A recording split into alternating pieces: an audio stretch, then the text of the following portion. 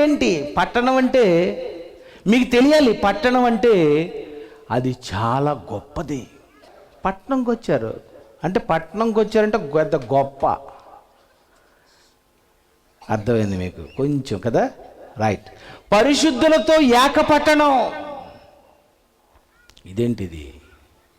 ఎవరు పరిశుద్ధులు అంటే పౌలు గారు అంటున్నారు, మీరు బాప్తిస్మము పొందారు కదా ఎఫ్సీలారా, మీరు ఒక పట్టణం. నేను ఆ పట్టణస్థుడనే, మీరు ఆ పట్టణస్థులే. పరిశుద్ధులందరికీ దేవుడు ఒక పట్టణాన్ని ఏర్పాటు చేశాడన్నమాట. ఏదో పట్టణం మనకు కనిపిస్తుంది. పరిశుద్ధులందరితో ఏకపట్టణంగా అది పౌలు గారు ఆ రోజు చెప్పారు. ఆయన చెప్పినటువంటి ఈ పరిశుద్ధులతో ఏకపట్టణము.